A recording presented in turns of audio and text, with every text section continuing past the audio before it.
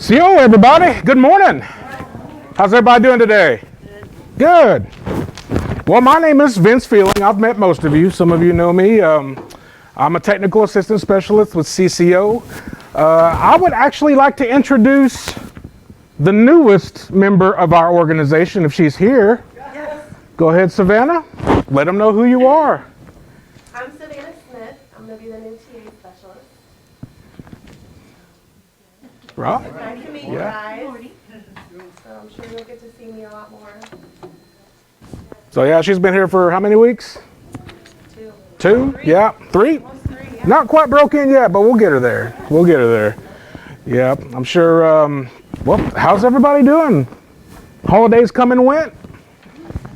Everybody good? All right, that's good. That's good. Well, welcome back to another year of our leadership trainings here. It's always good to see everybody. Bill, thanks for coming out. Oaks, it's good to see y'all. Vian Peace Center. Indian Women Pocahontas Club. It's all good. Everybody, it's good to see you all. Glad to be here. We are few, but what we are going to cover today is very, very important. And for some of your organizations, some of you all have been established, so this may be nothing new to you, but hopefully you may be able to see something and actually use some of it as well.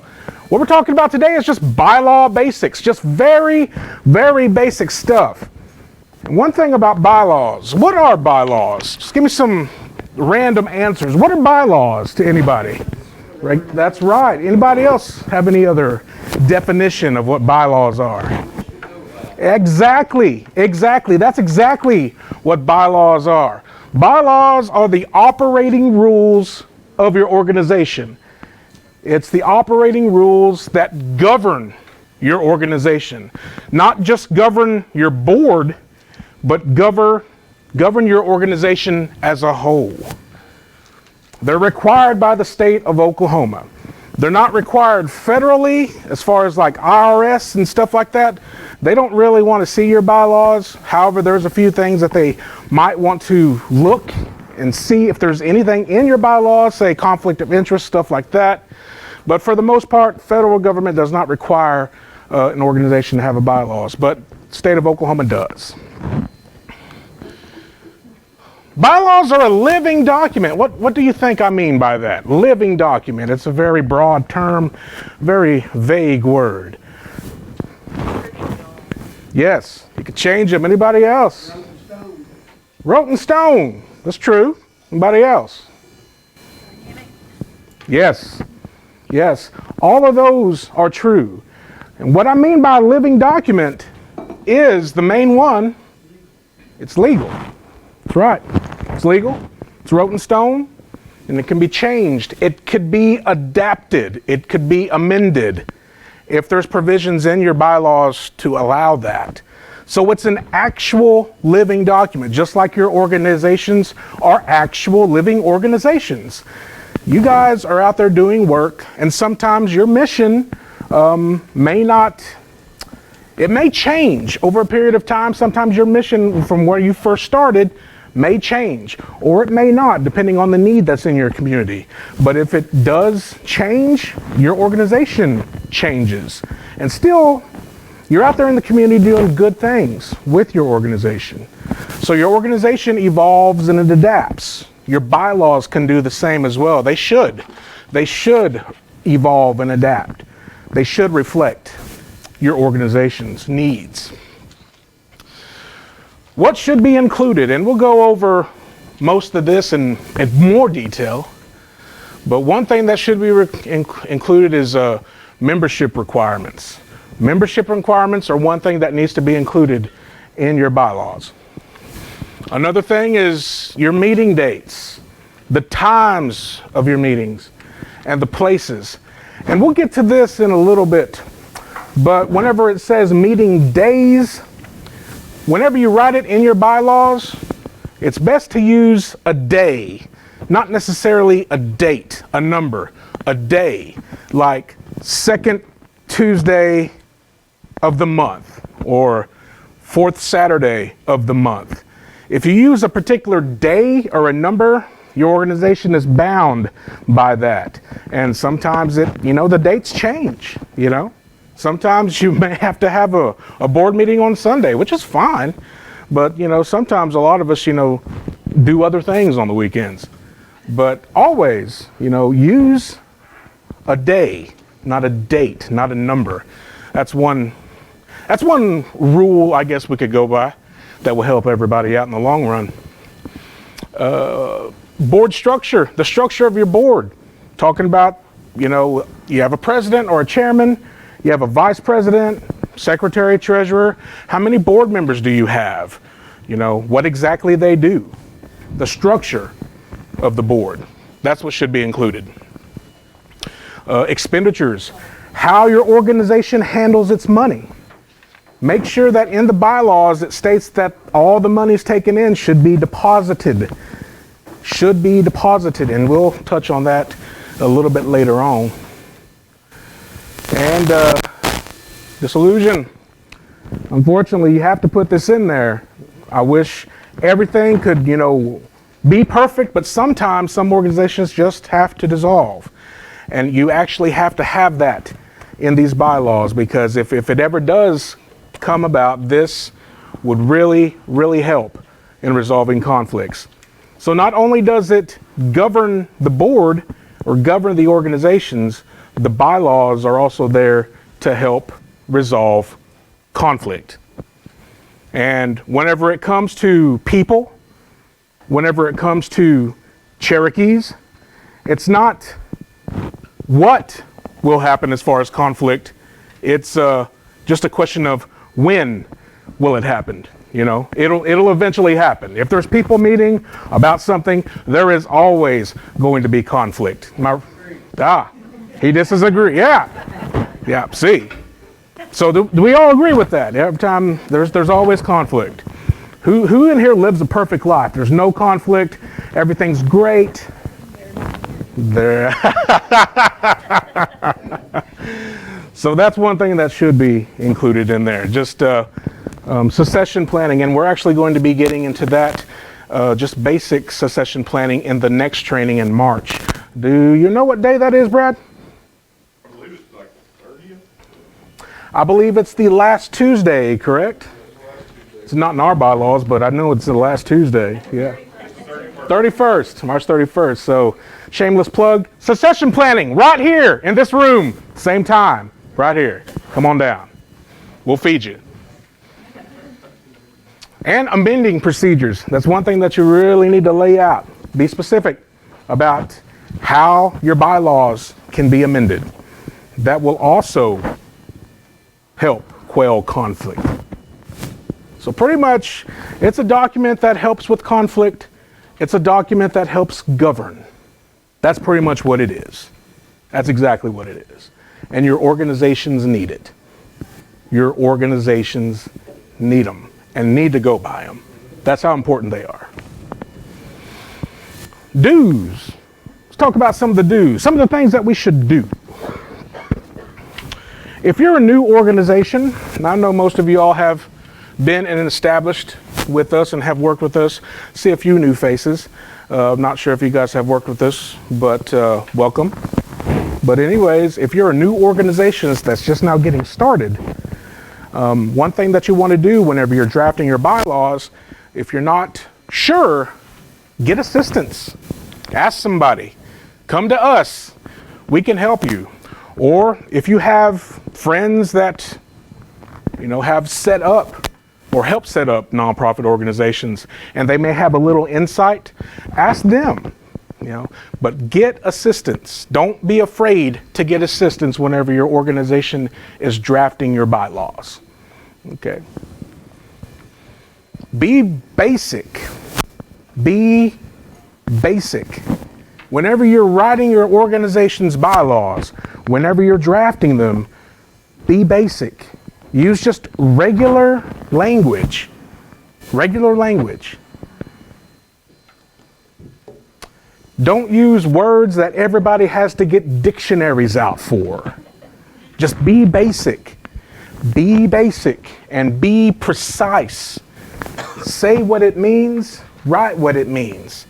That way when people read it and they go back to consult it, there is no question. Be basic.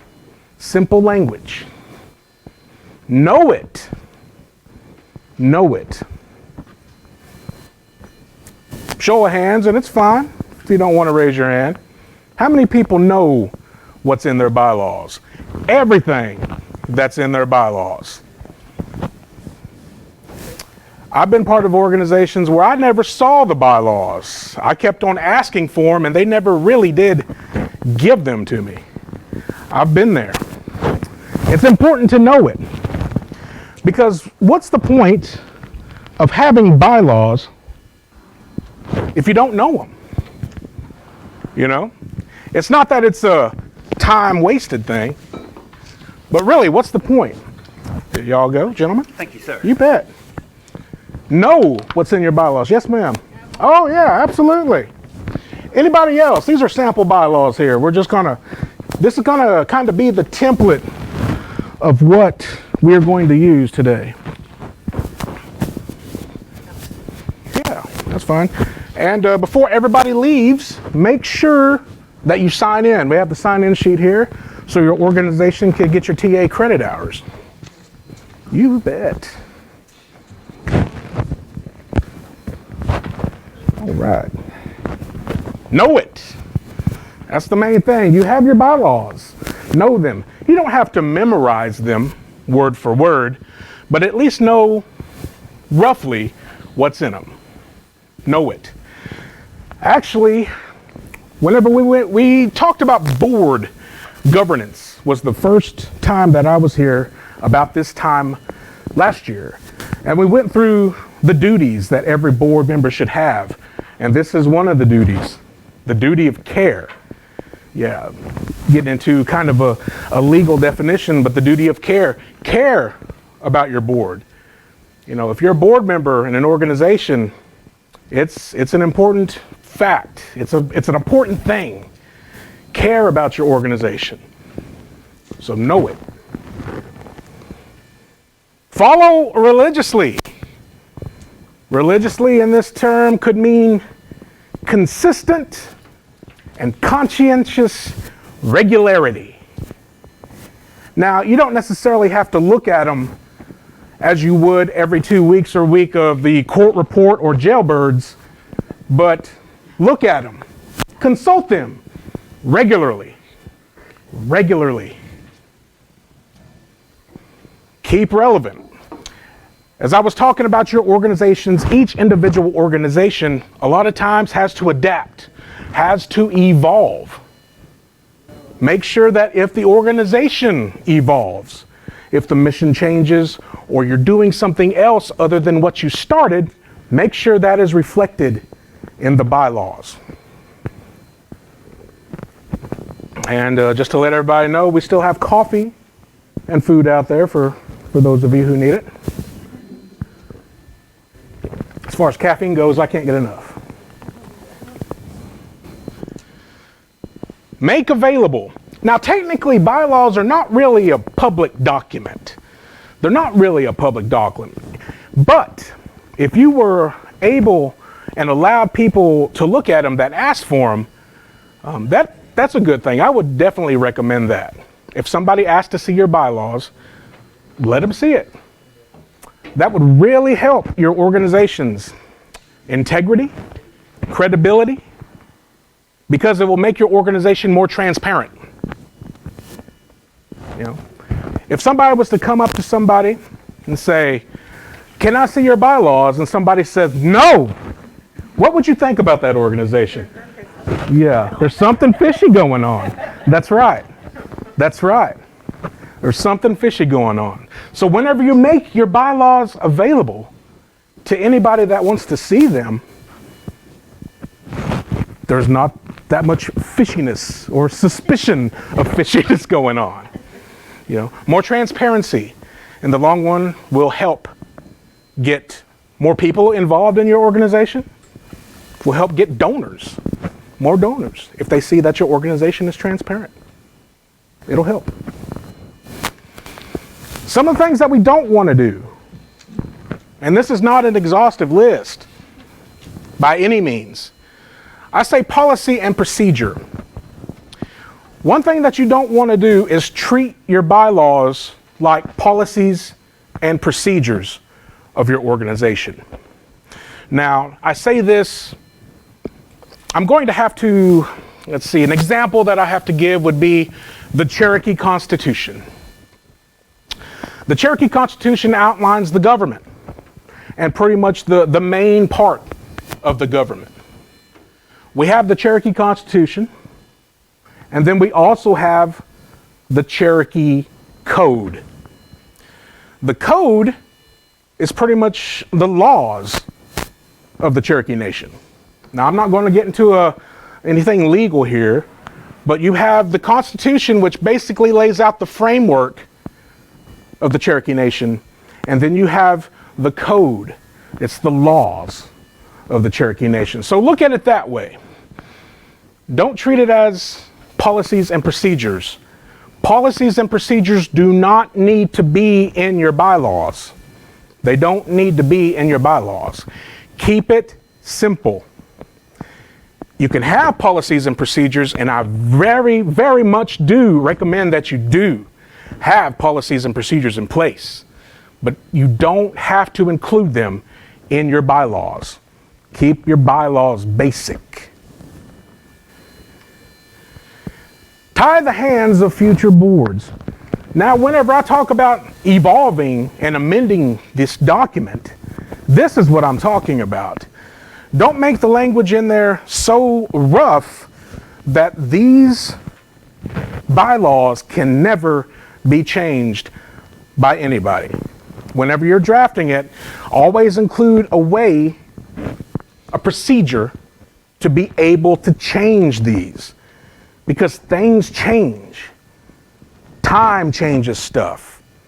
People change, groups change, things change. The bylaw should. But if they're written in a way where it's very, very difficult to change the bylaws, that in effect will tie the hands of future boards. It really will. So we need to be able to change them, but that'll be a decision that you all make on how to determine the procedure, the proper procedure. Another thing is bylaws here. This is just a template. This is just a sample bylaws. Every organization that's in here does different things. Saying that, want to ask some of these people right here, what are your organization? What is your organization? Hello, Friends of the Library. Okay, what's some of the stuff that you do? We have fundraisers and we support our library. Yeah. Just things that they need, computers, Okay. shelving, books, stuff like that. Okay. Awesome.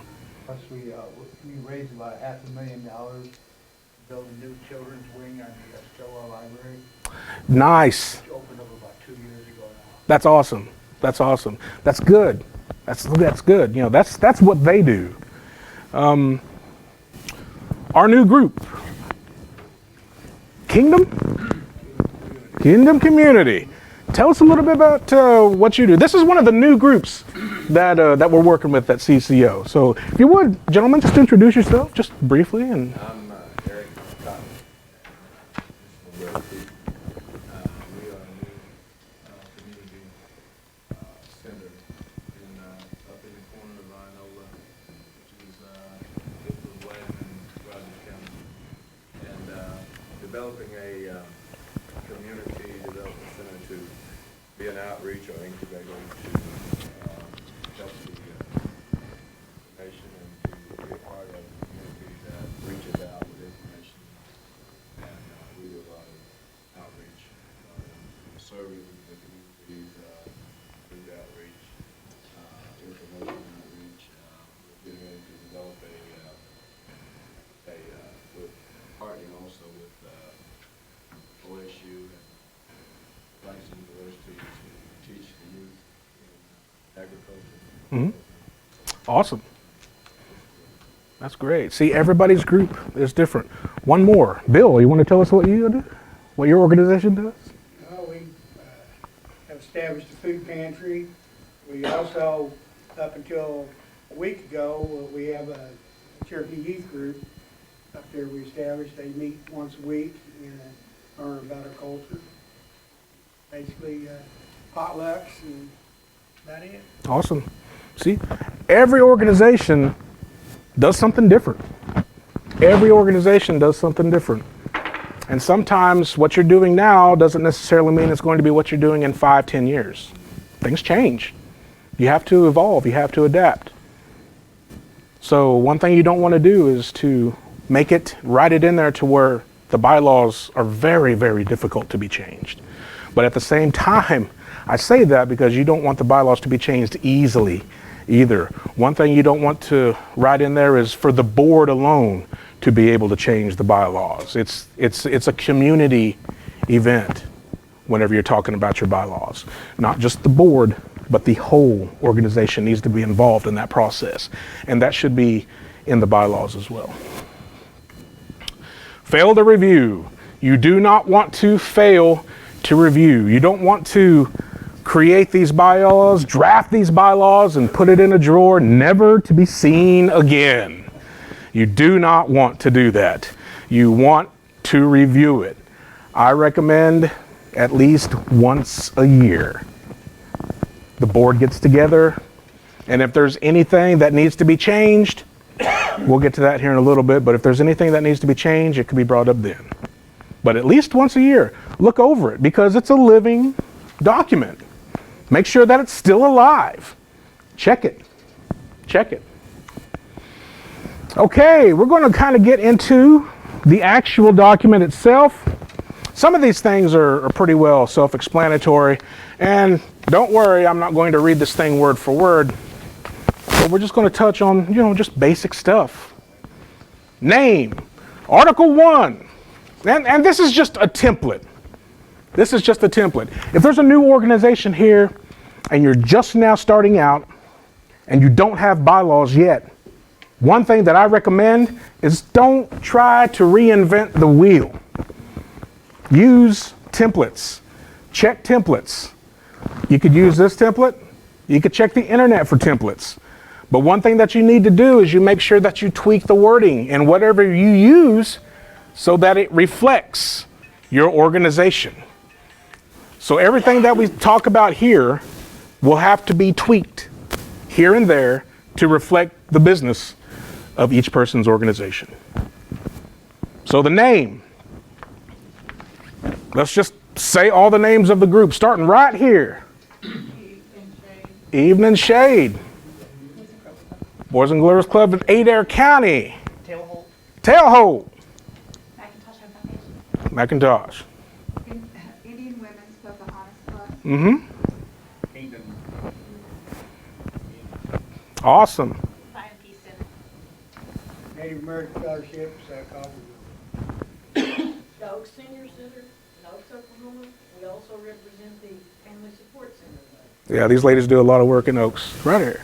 And still we're friends of the library. The three of you? Over there. Okay. Cherokee Elders Council. Cherokee Elders Council. All right. We got the name. Let's move on.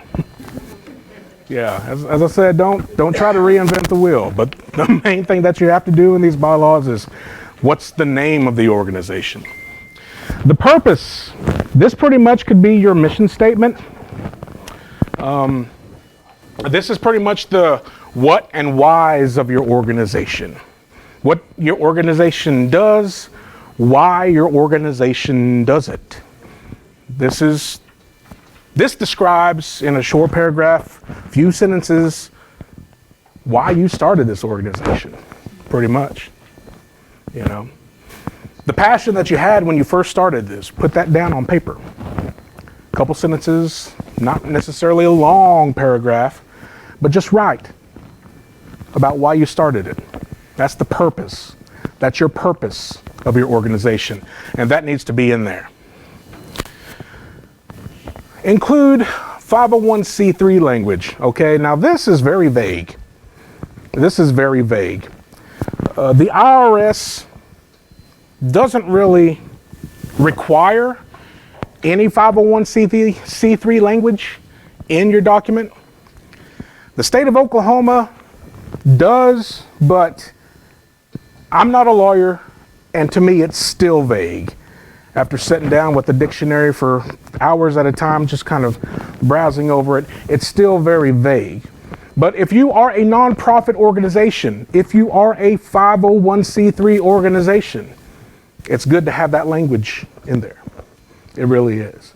Now, you could state it in numerous ways, but the way that I thought was great is in this. This is word for word in this. See, it pretty much just states what it is, the 501c3, and what it does. Simple. Keep this document simple. So it's always good to have some sort of 501c3 language in this document. Membership. We'll be talking about this here, maybe not in depth, but let's talk about membership. Determine your membership requirements. All right. Whenever you're starting out or you're an established group, what are your membership requirements? What are the membership requirements to be in your organization? I'm going to go ahead and ask Stillwell, do you know your membership requirements? Okay. $5 a year. Okay. There's dues. Yeah. We have different ones. You're talking, because ours is kids, Yes. so it's 2nd through 8th grade. Mm-hmm. That's basically. Yeah. That's your requirements. How about Bill? What's your membership requirements? I like you, Bill. I'll be calling on you a lot today. Thank you. Our membership requirement is you have to be Native American, be a member, but the spouse, if the spouse is not, they are allowed, membership, also, but they associate members, but they don't have a voting right. Right. That's awesome. No dues. No dues. That's cool. See, everybody's membership is going to be different. And whatever your organization determines what the membership requirements are going to be, it has to be in this document. It has to be set in stone. The membership requirements usually probably don't change. They're probably going to stay the same unless something really drastic happens. The membership requirements will probably stay the same perpetually. Determine your voting eligibility.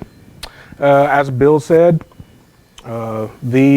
say the spouse, if they are not Native American, does not have any voting privileges. Okay? If that's in there, put it in your document. Who gets to vote? Who gets to vote? Is there an age limit on who gets to vote, starting at a certain age? I think in here it says about 18 years old. But is there a certain age where people get to vote in your organization? Each organization is different. Each organization is different. And I got to say that over and over because, well, each organization is different.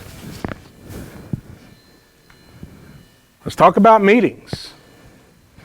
Everybody thinks that meetings are pretty well cut and dry, but there's some intricate details that we really do need to cover. Looking at Article 4, pretty much sections 1, 2, and 3, you want to let everybody know about your regular meetings, your special meetings, and your annual meetings. Okay? These are for the organization.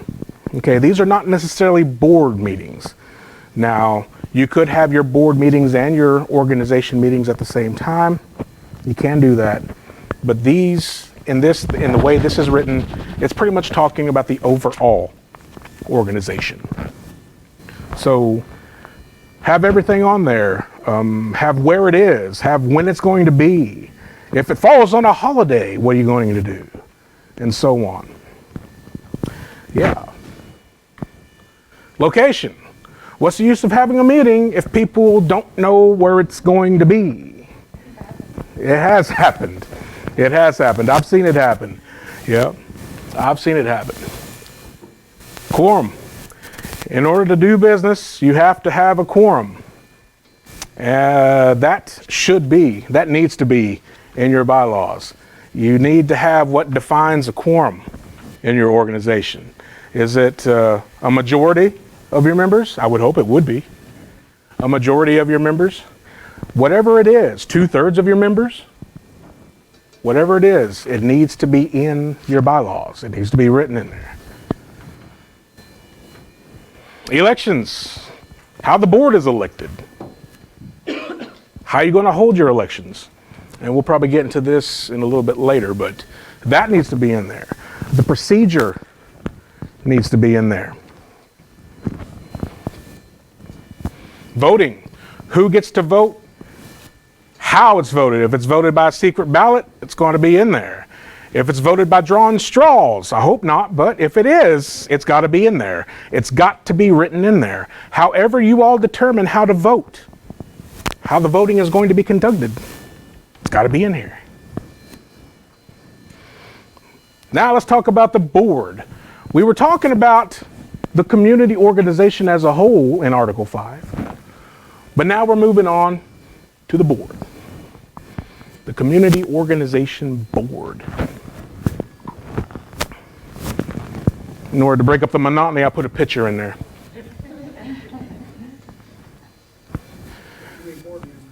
Yes, yes. So yeah, Article 5. How many officers are you going to have? We at CCO recommend 5, at least. Maybe no more than 7. There are some organizations that have upwards of 14, 30 board members. Larger organizations, of course. How many board members do you have? 8? Mm-hmm. And is it in your bylaws? I think it's like no more than 10. No more than 10. All right. So yeah. It has to be in your bylaws. How many officers are you going to have in your bylaws? You know, the eligibility. Yeah. Okay. Yeah. They had consent from you, from this department, and they were looking for board members because theirs said they had to have 5 board members, and they only had 3, and they had to fill those 3 positions before they could get the money. So in her position, where she says not more than 10, would they still fall in an organization situation like that? If the bylaws state no more than 10, let me say this. The state of Oklahoma, the IRS requires you to have at least 4 members. That's the bare minimum. That's law. 4 members. Okay? Anything above that is pretty much the prerogative of the organization. Okay, so you wouldn't keep them from getting a grant because they didn't have that full 10-member board. That's what I'm asking. Tammy? If I might, I remember this situation.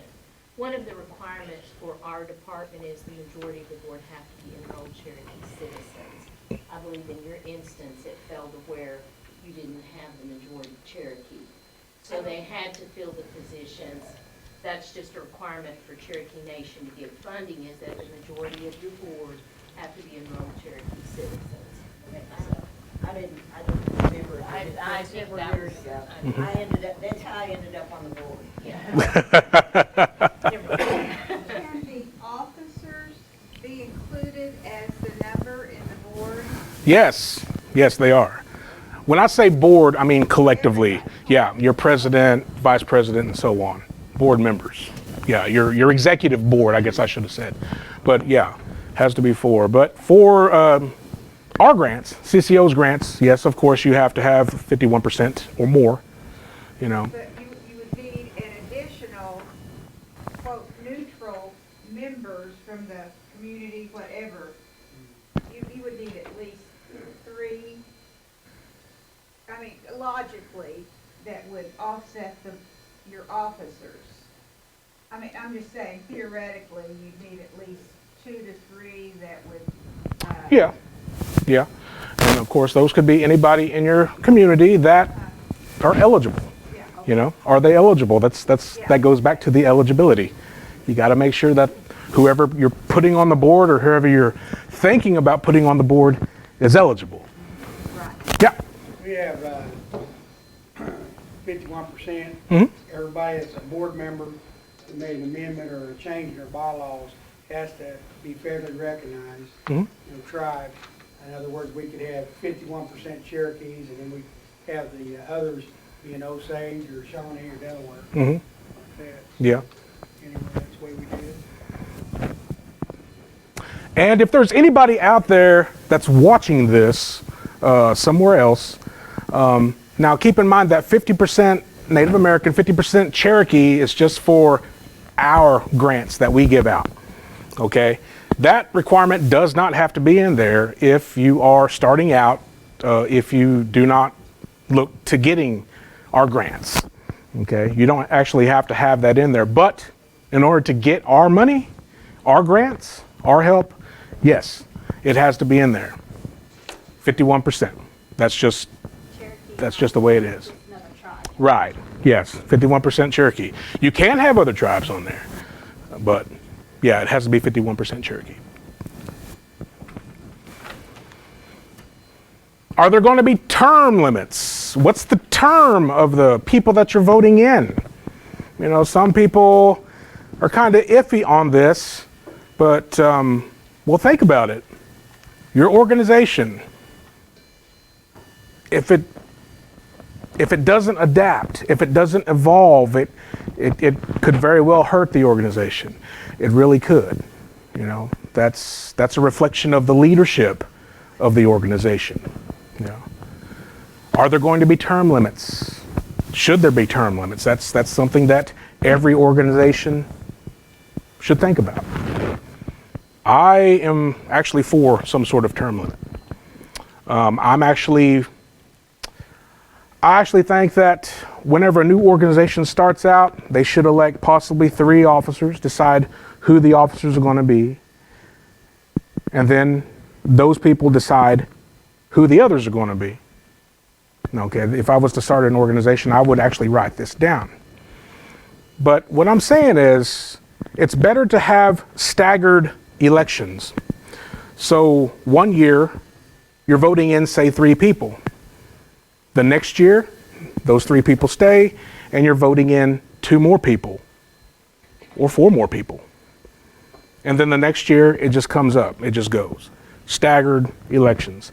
That way, at any point in time, whenever you have elections, you're always going to have somebody on that board that has prior knowledge of the business of that board. You don't want anybody to just come in fresh, like a whole board at one time, a fresh board. You always want to have somebody with prior knowledge, the prior business dealings of the board. Now, sometimes it does happen. It has to happen where there has to be fresh people all across the board. But it's always good to try to have, I recommend, having staggered elections. If you want to do that, what do? You write it in your bylaws.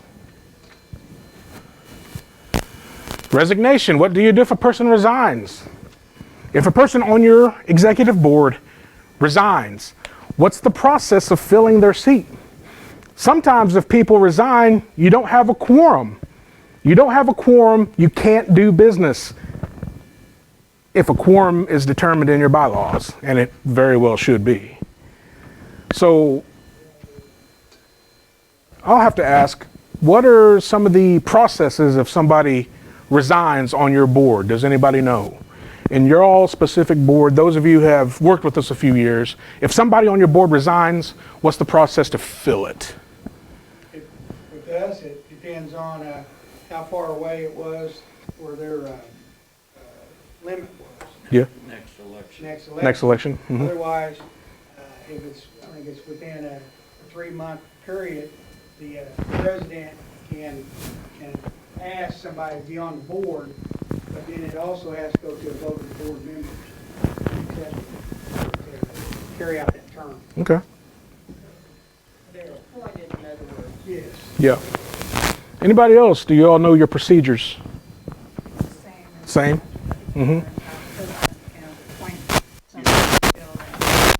then they are up for election the next time. Yeah. I don't think that's a generally accepted practice. But even if it is a generally accepted practice, what's it need to be? It needs to be in your bylaws. Yes, it needs to be in there. So if the president has the ability to appoint, it needs to be in there, stating that the president has the ability to appoint. It's just got to be simple. But the fact is, it has to be in there. That's the main thing. I think ours says that the board has the right to. Yeah. Mm-hmm. Yeah. Specified. Mm-hmm. Yep. But no matter what it is, if there's an appointment that needs to happen, the process needs to be in there. Exactly how the process should take place. And removal. If there's upheaval in your organization, if there needs to be somebody removed for reasons, say they may be violating your bylaws or done something really bad elsewhere, removal. What's your process of removal? It has to be in there. Is a vote taken? Is who votes on the removal? Who determines the removal? How is it determined? Who all is included in determining the removal? Is it the board itself or is it the organization? Whatever it is, needs to be in there. Vacancies, appointments, that's what we were talking about, needs to be in there. And of course, the meetings. Whenever I say meetings, we're still talking about the annual, special, and regular meetings. But whenever it comes to board members, if there's a attendance requirement, for instance, if board members miss so many days,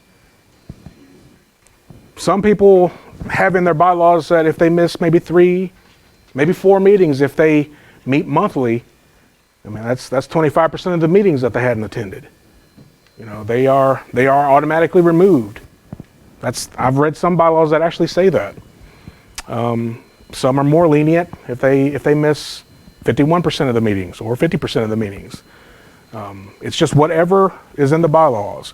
If you have an attendance policy for your board members, your executive board, it needs to be in there. These things govern your organization. The officers.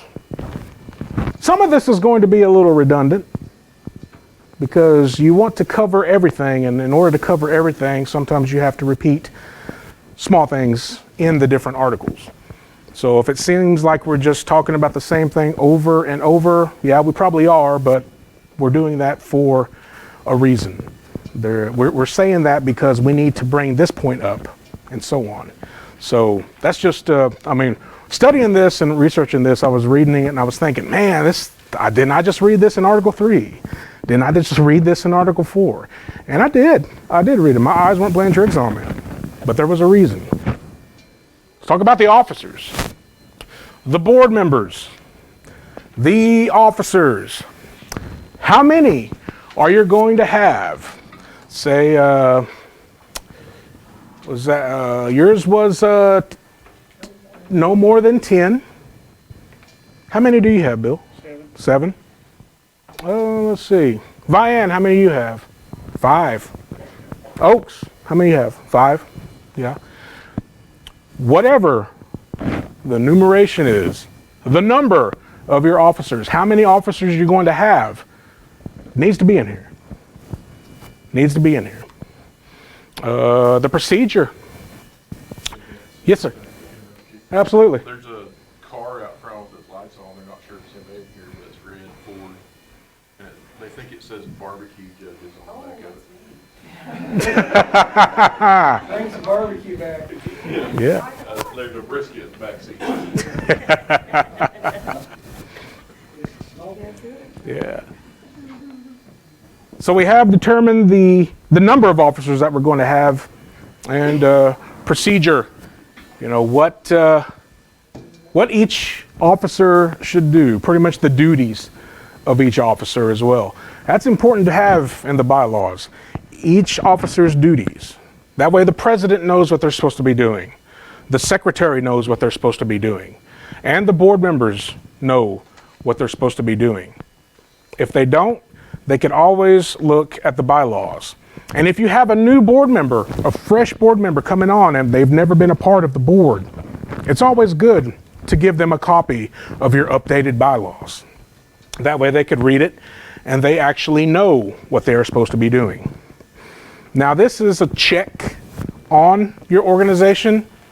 If your organization really does use its bylaws, you can use this to check and see if the officers are actually doing what they are required to do by the bylaws. Okay? This will help your organizations. Say, for instance, your organizations out here are new, maybe, or established. It doesn't really help the organization if there's just two people out there hustling for your organization. That would cause burnout. Okay? It would. It would cause burnout. If there's two people or one person out there doing the work, doing everything that needs to be done in these bylaws, if there's just one person, that could cause burnout. You don't want that to happen. Because if it causes burnout, in the end, it could cause the organization to fail. So whenever new members come on, give them a copy of the bylaws and let them know that this is exactly what these members should be doing. This is what the president should do. This is what the secretary should do. This is what a board member should do. Spell it out. Let them know. It's a cooperation thing. Duties. Got ahead of myself. Duties. I think we will take a 10-minute break. This is a good place to stop for now. Let's take a quick 10-minute break. Give yourself a hand. We've made it to Article 7.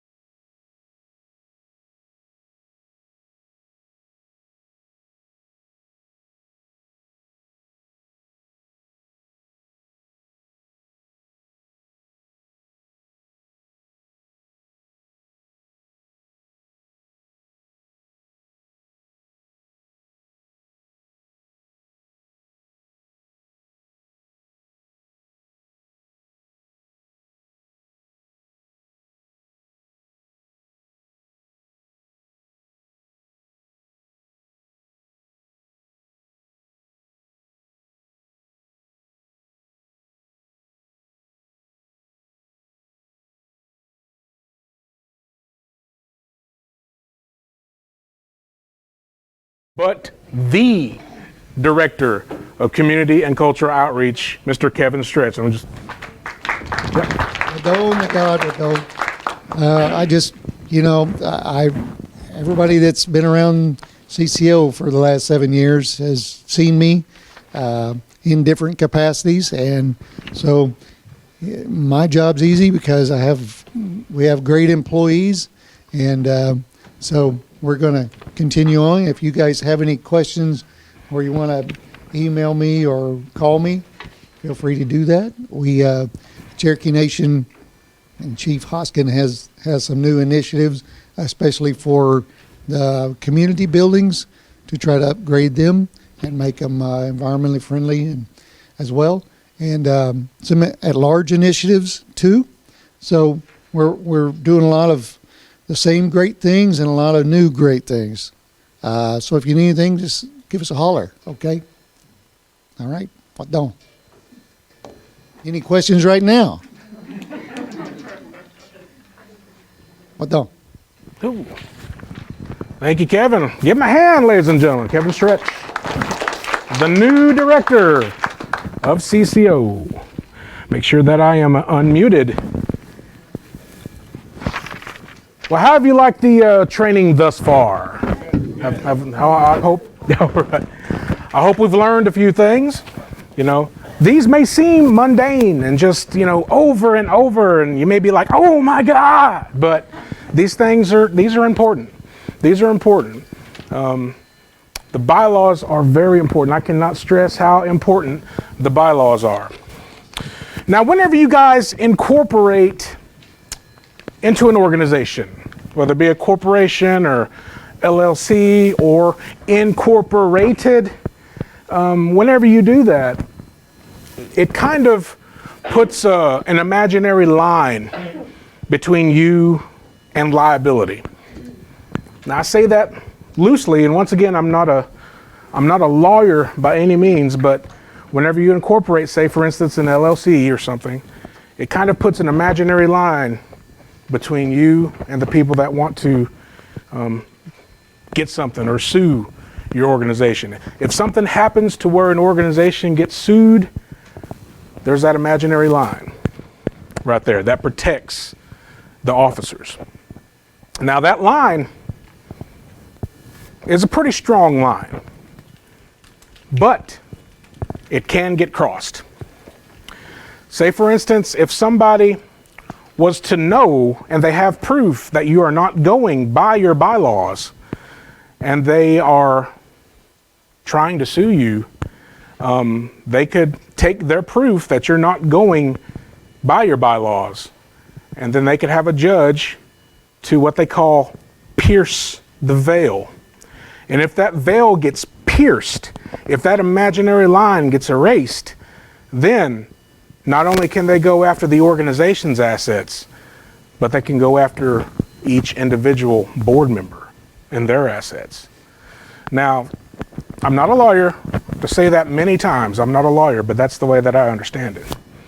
So it's always good to go by your bylaws. This is the thing that governs your organization. This governs. This is a very, very important document. Okay? Very important. Now keep in mind that the last case that I read about where the veil was pierced in Oklahoma was in the 30s, I believe, but it could happen. It could happen. It's very, yeah, it could happen still. I mean, the laws are still there. So just keep in mind, go by your bylaws and make sure that you're running your organization according to your bylaws. Keeping legal, keeping your proper documents, keeping your minutes, keeping your financial records up to date. Everything that you need to do, make sure that you're doing it. And that way your organization is protected. Not only does this document govern your organization, but it could also protect your organization as well. So go by these. Go by these. So Article 7, elections. Let's talk about elections a little bit. Pretty straightforward. Elections are pretty straightforward. This is an option that's in this template. Now, you don't necessarily have it, but for larger organizations, it's pretty good to have it in there. Really, it's pretty good just to have it in there for any organization. But it talks about third-party oversight. It's optional. It's very optional. You do not have to have a third party to come in and conduct your elections for you if you guys are able. However, if there is a conflict, an extreme conflict, it may be good to have another pair of eyes on your procedures to make sure that everything is being followed. This is optional.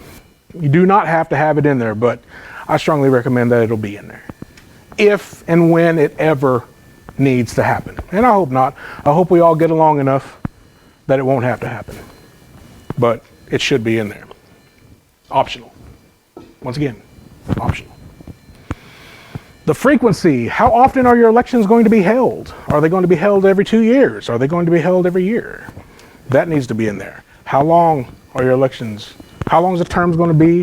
When's the elections going to happen? The frequency needs to be in there. Notice.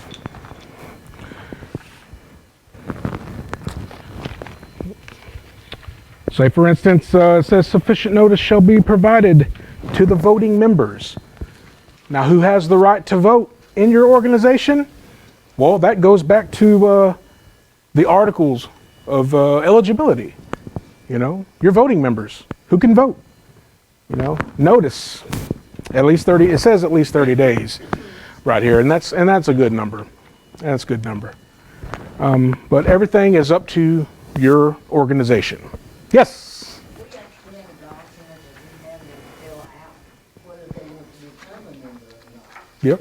Because we have a food service, Yeah. we have a lot of people that come in and they're not necessarily from our area. Right.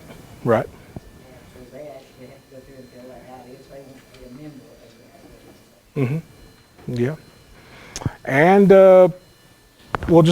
that just goes to say that sometimes individuals don't have to be in the area to be a part of your organization, but that's up to you all. Your membership requirements will reflect that. See, everything goes back to your bylaws. Are they a member? Do they have voting eligibility? Are they the one that's going to get this notice whenever new elections are going to happen? You know, who gets it? Go back to your bylaws. Determine that. So there's no questions. Always refer to your bylaws. And if there's ever a time where a vote needs to be recalled or removal, that procedure needs to be in here. Everything needs to be in here. Ironclad needs to be in there. Standing committees. Not going to really talk about this too much, but at any time, the president could appoint certain committees to overlook certain things. Say, for instance, there's a fundraiser you need to do, or there's an annual fundraiser. If you do a certain fundraiser every year, you may list this committee in the bylaws. If there's a committee that's always going to be happening in your organization, list it in this article right here. List it and tell the reason why it's there. Some organizations have finance committees, fundraising committees. Whatever the committee is, if it's a reoccurring committee, if it's pretty much going on all the time during your fiscal year, it's best to have that committee in there. And just because the committee isn't listed here doesn't necessarily mean that a president can't appoint special committees during certain times. You can still do that. But if there's ever any committees that are ever ongoing in your organization, make sure you list them here. Expenditures of funds. This is pretty much just protection for your organization. Deposits in here, it states that all money should be deposited into a bank account of some sort. A bank account approved by the organization's bank account. All the money that comes in needs to be accounted for. Everything that comes in your organization needs to be accounted for. Everything. So always keep records. Keep meticulous records. Because finances is one thing that I've seen in the past that really creates hostility, confusion, conflict, finances, fights, brawls. And that's at church. But finances is something that usually creates conflict. So whenever you're talking about your expenditures of funds, make sure that it's in there that all money should be deposited and the procedure, what bank it's going to be and such. That way everything's transparent. Checks, make sure that if you have a specific check writing policy for your organization, check writing policy would say require a check to have 2 signatures. If it's the president, if there's somebody else that, if anybody has signature authority in your organization, that needs to be in here. Not necessarily the name, but the board member, or is it a secretary? Anybody that has signature authority needs to be listed in here. Any officer needs to be listed in there. And it's always good to have 2 sets of eyes on everything. 2 sets of eyes on your deposits, deposit documents, invoices, 2 signatures on checks, just to be transparent. That way, if anybody ever questions anything, you could go back, look at your records, and say, this is where it went. You're saying it went here, but no, this is where it went. So transparency, and then in the end, it'll help the organization as well. Loans, if the organization is going to take out a loan, say for instance, they may be building a new community building. If they're purchasing a piece of land, if there's a loan that needs to be on it, determine who can sign for that loan in these bylaws. If there's anything that, any big purchases, who's going to have signature authority on that? If it's different from the ones that have signature authority on the checks, okay? Or if the organization votes to have somebody have signature authority for this specific task that they're going to do, put that in the bylaws that we are going to vote for somebody to do this. Simple like that. Simple, simple, simple. But it's got to be in there. The bylaws themselves. We're almost done. Article 10. School. Article 10. This is one of the most important articles in this document. And it should be one of the most important articles in your bylaws. The actual bylaws themselves. And we'll look at it. Adoption. Make sure that if you are a new organization or established, if there's any changes in your bylaws or your bylaws are fresh, brand new, make sure they're adopted. Have that process listed in here. How do you adopt your bylaws? How much of your organization needs to be there in order to adopt your bylaws? That needs to be in there. The process for adoption.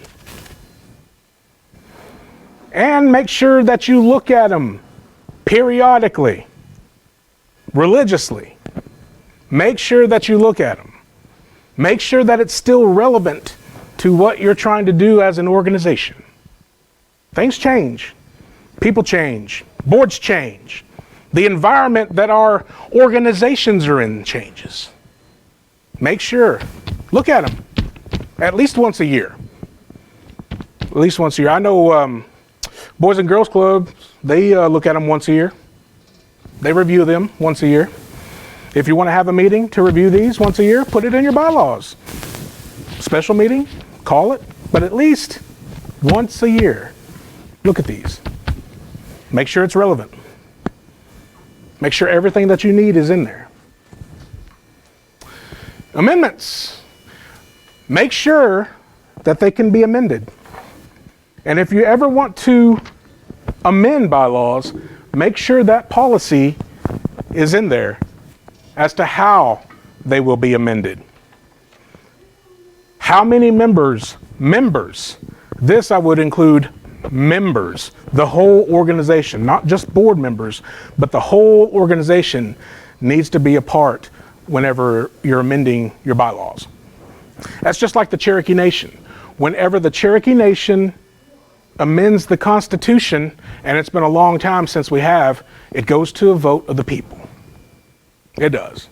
I can't remember how long it's been since, maybe 20 years or so. Been 20? I was on it. Was you on it? Yeah. That's right, you were. Yeah. It goes to the vote of the people, right? That's right.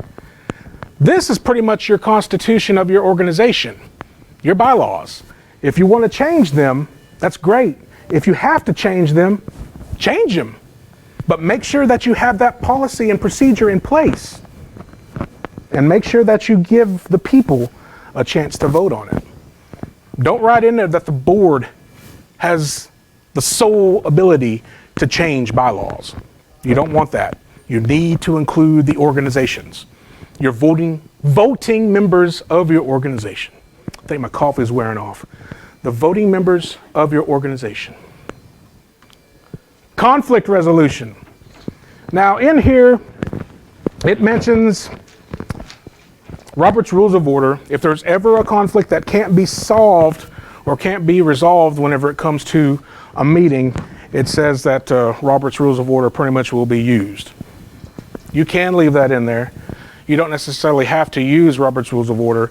It's just pretty much something that's a standard in a lot of organizations, big and small. We have had trainings on Robert's Rules of Order, or have some resemblance of something in place that would keep chaos from happening in your meetings. If it's not Robert's Rules of Order, put it in your policies and procedures. Lay it out. Write it out. Say how to vote, how to amend, how to vote, who gets to discuss, how to discuss. If it's something other than Robert's Rules of Order, put it in your policies and procedures, but don't put it in your bylaws. Think, again, Constitution versus code. Your Constitution, your bylaws are just laying out the basic framework, but your code is your policies and procedures. Okay? And those can be as thick as you want them. Those can be as detailed as you want them. You have more leniency on those. And this right here, dissolve. Sometimes it does happen. Sometimes it does. Unfortunately, it does. But sometimes an organization starts in order to improve something, in order to do something better for their community. And if that particular problem that they're addressing has been resolved, great. Then they may not need to be an organization trying to resolve a problem that has been resolved. Okay? In that case, they'll need to dissolve. But unfortunately, most times when organizations dissolve, they usually collapse. And,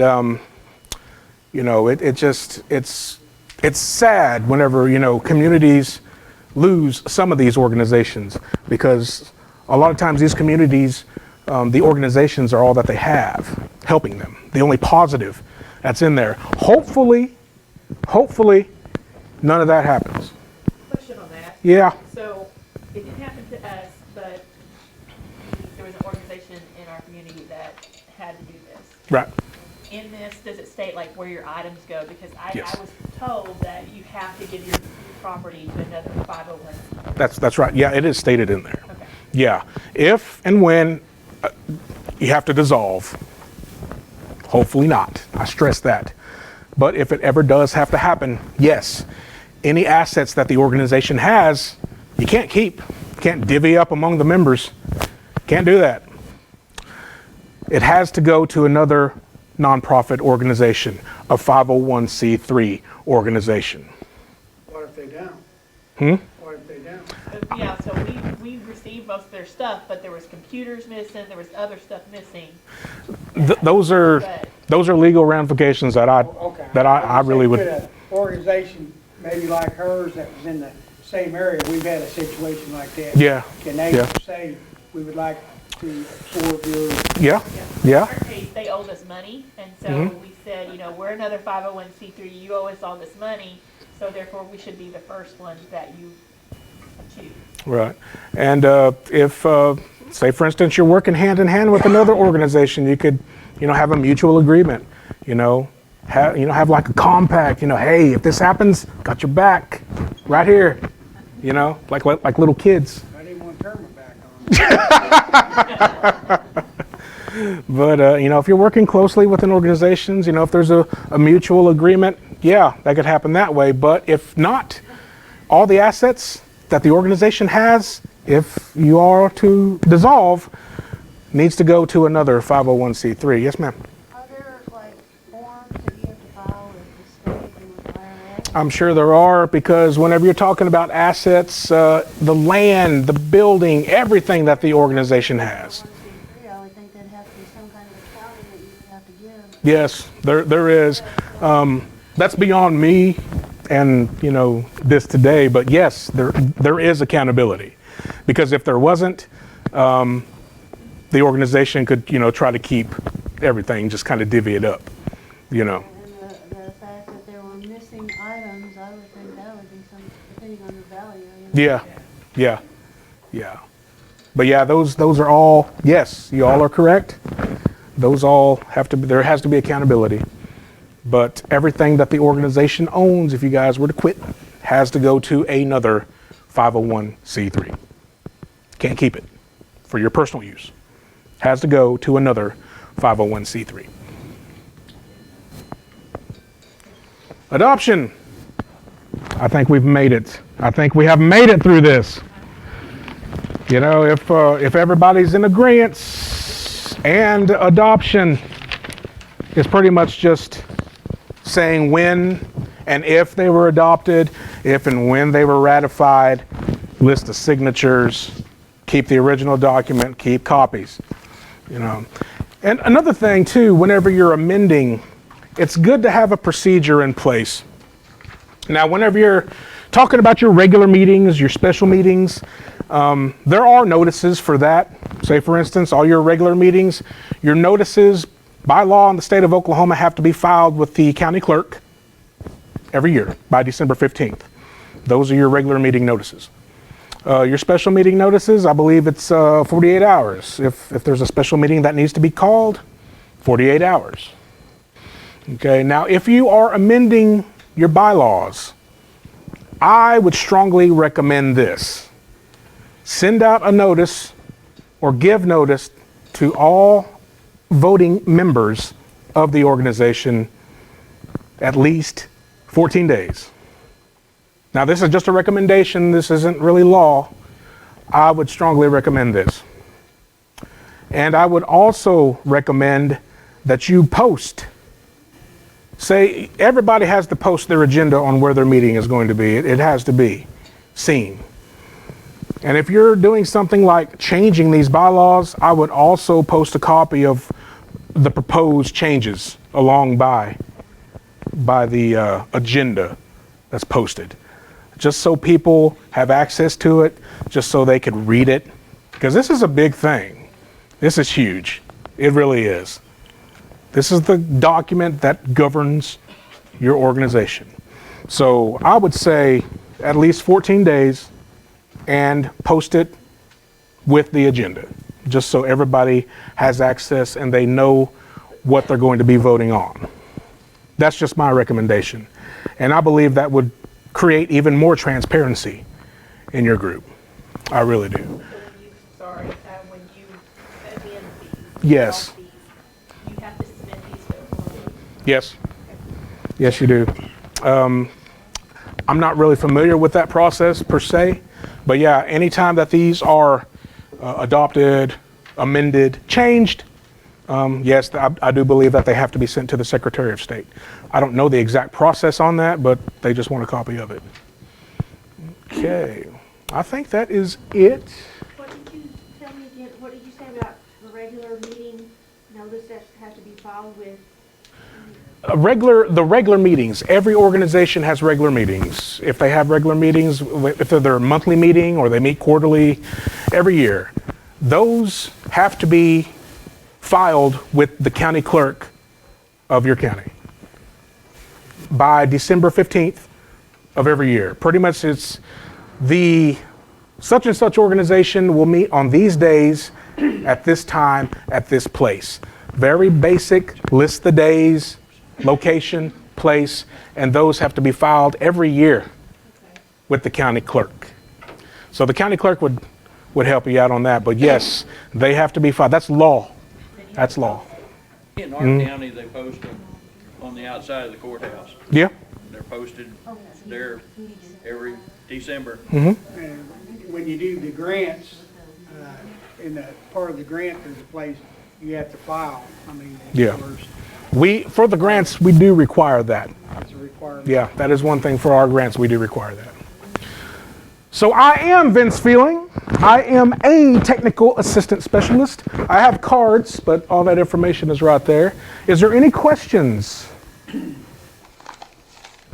have some dumb questions. There's never a dumb question. I'm pretty dumb. I'm pretty new at this. Okay. I'm pretty ignorant. First dumb question is, are we a 501c3 organization from now on? Or is there more stuff to do every year? To keep your 501c3 status, for one, you have to pay your taxes, file your taxes every year. If the 990N has to be filed every year. It's electronic. It's what they call a postcard. It's very, very simple to do for IRS purposes. 501c3 is an IRS designation. That's pretty much what it is. It's an IRS designation. Yeah, Bill. If you change agents, or whoever with the state or with your organization, you have to notify the state. Yeah. You're supposed to file yearly with the Secretary of State to keep your number or your name and everything, and that's just a yearly filing you have to do. Mm-hmm. We had another Boys and Girls Club. Their CEO wasn't doing it right, and they were in jeopardy of losing it. So if you don't pay your taxes and you don't file, they can put. Well, we don't have any taxes to pay because we're such a small organization, but you still have to file. You still have to file. Do all the stuff I'm supposed to. Mm-hmm. And then my second question is, what if I don't? Like, I didn't post our meetings before December 15th. What's going to happen to me now? By the, make sure that you go to the court clerk and if you haven't posted or filed them with the county clerk, make sure that you do as soon as possible. I'm not even sure we have any meetings set. We're just supposed to plan. You're supposed to have at least one meeting. Yeah. That's what you report to. Yeah. Yeah, in December. One thing I was going to say, you always remind everybody too about when to file for taxes and all that, don't you? Yeah. Cherokee Nation's great for that. Yeah. They keep in touch with us. But the taxes are based on your fiscal year. Okay. Now your fiscal year may be January to December, but your fiscal year is usually when your organization started, when you filed to start your organization. It could be April to April. It could be September to September. Whatever time that you started your organization, that is your fiscal year. And your tax filings are based on that, on the fiscal year that your organization started. I just have a point of information. I know some say they're brand new organizations, and if you're doing your bylaws, you might want to look at some of the other organizations' bylaws. You get some good ideas on how, it's written up and stuff. 'Cause I know when we first started, we how we write our bylaws. Mm-hmm. Really before CCO was, in position, and we use I looked at the Shawnees bylaws they had, and there's good information there. You can put it together pretty quick. And you don't want to try to reinvent the wheel, Use templates, use other bylaws, pick and choose different things, reword things that's pertains to your organization alone. Yes, ma'am. One here is every year when we get our list of dates for our meetings, we also have to file a list of our equipment, everything that we own, our properties, that has to go to the same place. Okay. So I haven't heard that. I haven't either. That's new to me. It's required. Also, she was talking about filing. It depends too, you really probably should check with a CPA. It depends on the amount of money that you get donated to you. I think it's over 50,000. 50,000 is your limit. Yeah. Yeah, that's your limit. Has been doing a long time. That is another story, yeah. Yeah. We won't even make it to 5,000. Yeah. We're just for future. Small organization, but you will still have to do a 990N when it comes time. Yeah, and it's very simple. Very, very simple. And if you need help, we could help you. One more question. Yeah. We're talking about this 50,000. What do you consider income? Because we're getting, our CPA is different, and Cherokee Nation's different, because some of them saying, if, say like our council lady, Yeah. would say, here's $2,000 for food pantry. Or Right, right. for the building, to assist the building, you know, like that. We're just taking care of the building. Right. Why would that be reportable income that we have coming in? And we're taking that money and putting it into the building. I can't answer that question. Yeah. That's not me, man. That's not me. You know what I'm saying? 'Cause I Yeah. get, you know, I can talk to, you know, 5 people and get 10 different answers. That's right. I can't even answer that question. Reportable income. Yeah. Mm-hmm. If we're not taking that money and spending it on ourselves, we're putting it on our property, on the property that is, we signed an agreement with Cherokee Nation and we take care of this building. You know, we lease the property and the ground, or the building. We're not making no income off this. That's going in to take care of the building. At Cherokee Nation said, here's $2,000 to take care of the building. Yeah. Why are we reporting that as income? I can't answer that. Donna? It's Cherokee Trust land, Cherokee owned building, and our organization is just using their We just signed a building. deal, we're just caretakers, the caretakers of the But building. it's more like a grant given to you or a donation given to you, because all the money that we get, it's given to us, and we don't keep any of it. It goes to our staff, it goes to our utilities, everything, but we still have to report it. Well, we know, that never goes to any of our staff. But I mean, It don't go to utilities. We might need, something done on the roof. Yeah, but You know, it's there's a still, hole. I mean, why are we having to file this for income tax saying it's our income? It's not our income. But if you show your profit loss, you're showing how it's coming in and it's going out. So Yeah. if you're doing your paperwork right, you're reporting it. yeah. Then you have to show it goes out, and where did it come from if it went out? Well, I understand that, you know, coming in and going out, you know, what's for, but. Oh, that's something else totally. That's where we're at. Yeah. If you've been in it for the last almost 20 years like we have, yeah, they're gonna say that's income. Well, no, because we make, Bylaws. Did we enjoy this today? The bylaws. Donna, did you have a question? Bylaw related? Three different answers. Conflict. We need Robert's rules here. Yeah. Order. All that money that you spend, you can put down what you spend it for, and it takes away from it, so you don't have to worry about it. Yeah. This is a topic that could be debated until Can we have everybody comes home. the next seminar on that subject? I think we have some that are. We do have a tax person. I don't know the date, but we have a tax person in the works.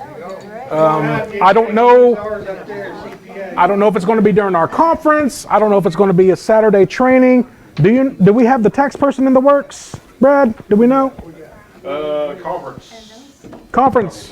Will be, she is a accountant for Goodwill, Oklahoma, but she used to work for the IRS, and so I met her at another conference, and we've tentatively got her scheduled for the conference. So. What else? Well, thank you, everybody. Any